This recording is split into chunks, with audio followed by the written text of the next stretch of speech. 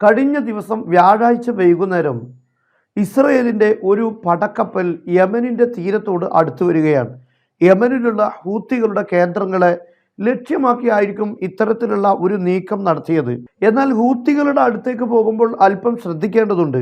അവർ പറഞ്ഞതെല്ലാം ഇതുവരെ ചെയ്തിട്ടുണ്ട്. ആരുടെയും ഭീഷണിക്ക് അവർ ഭയപ്പെടാറില്ല എന്നത് വ്യക്തമായ കാര്യമാണ്. ഇസ്രയേലിൻ്റെ കപ്പലിൻ്റെ കാര്യവും വ്യത്യസ്തമായിരുന്നില്ല.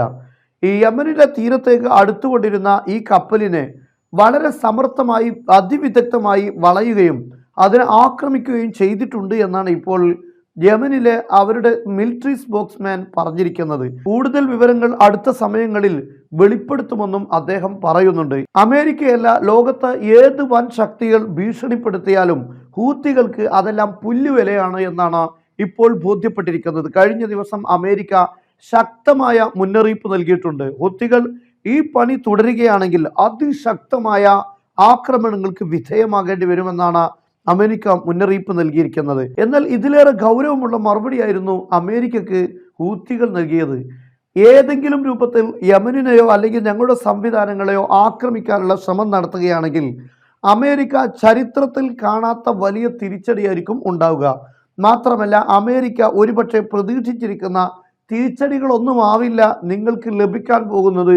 അതുകൊണ്ട് തന്നെ ഞങ്ങളുമായി ഇത്തരത്തിലുള്ള ഒരു ക്ലാഷിന് വരാതിരിക്കുകയാണ് നിങ്ങൾക്ക് നല്ലത് എന്ന ഒരു വ്യക്തമായ മുന്നറിയിപ്പാണ് ഹൂത്തികൾ നൽകിയിരിക്കുന്നത്. അമേരിക്ക കഴിഞ്ഞ ദിവസമൊക്കെ വലിയ ഭീഷണികൾ ഹൂത്തികൾക്ക് നേരെ നടത്തിയിരുന്നു. പക്ഷേ ആ ഭീഷണികൾക്ക് എന്ത് വിലയാണ് ഹൂത്തികൾ നൽകിയിട്ടുള്ളത്? കാരണം കഴിഞ്ഞ ദിവസവും ഒരു ചരക്ക് കപ്പൽ ആക്രമിച്ചിട്ടുണ്ട്. അതിനെ ഒന്നും ചെയ്യാൻ ഇസ്രയേലിനോ അല്ലെങ്കിൽ അമേരിക്കക്കോ ബ്രിട്ടനോ സാധിച്ചിട്ടില്ല എന്നത് ഒരു വസ്തുതയാണ്. എന്നാൽ അമേരിക്ക കേവലം ഭീഷണികളിൽ തന്നെ ഒതുങ്ങുമെന്നാണ് ഈ രംഗങ്ങളിൽ നമുക്ക് മനസ്സിലാക്കാൻ സാധിക്കുന്നത്.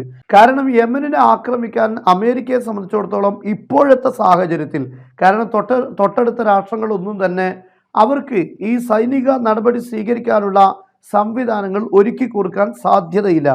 അങ്ങനെ വരുമ്പോൾ അമേരിക്കക്ക് യമനിനെ ആക്രമിക്കാൻ കപ്പൽ മാർഗം തന്നെയായിരിക്കും അവസാനത്തെ വഴി. എന്നാൽ ഈ കടൽ മാർഗമാകുമ്പോൾ അമേരിക്കക്ക് വളരെ പ്രധാനമായും ഈ കാരിയർ വിമാനവാഹിനി കപ്പലുകൾ ഉപയോഗിക്കേണ്ടി വരും. അങ്ങനെ വരുമ്പോൾ ഹൂത്തികളെ സംബന്ധിച്ചിടത്തോളം അതൊരു വലിയ സന്തോഷത്തിന് വകയാകാനുള്ള സാധ്യതയുമുണ്ട്. കാരണം സാധാരണ ഒരു കപ്പൽ തകർക്കും പോലെയല്ല ഒരു വിമാനവാഹിനി കപ്പൽ തകർക്കുക എന്നത്. ട്രില്യൺ കണക്കിന് ഡോളറുകളാണ് ഇത്തരത്തിലുള്ള കപ്പലുകൾക്ക് വില വരുന്നത്. മാത്രമല്ല, അതിനു മുകളിലാണെങ്കിൽ ധാരാളം യുദ്ധവിമാനങ്ങളും മറ്റുമൊക്കെ നിലവിലുണ്ടാവുകയും ചെയ്യും. അതുകൊണ്ട് അത്തരത്തിലുള്ള ഒരു ലക്ഷ്യമെന്നത് ഹൂത്തികളെ സംബന്ധിച്ചിടത്തോളം ഏറ്റവും വലിയ സന്തോഷകരമായ ഒരു കാര്യമായിരിക്കും.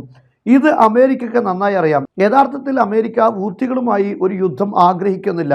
ഇത് നിരന്തരം അമേരിക്ക തന്നെ പറയുകയും ചെയ്തിട്ടുണ്ട്. കാരണം അമേരിക്കയെ തകർക്കാൻ അല്ലെങ്കിൽ അമേരിക്കക്ക് തിരിച്ചടി നൽകാൻ ഈ ഹൂത്തികളുടെ കയ്യിൽ എന്താണുള്ളത് എന്ന് അമേരിക്കക്ക് അറിയുന്നത് കൊണ്ട് തന്നെയാണ് ഇങ്ങനെയുള്ള ഒരു പ്രതികരണം അമേരിക്കയുടെ ഭാഗത്ത് നിന്ന് ശക്തമായൊരു പ്രതികരണം ഉണ്ടാകാത്തത് എന്ന് നമുക്ക് ഉറപ്പാണ്.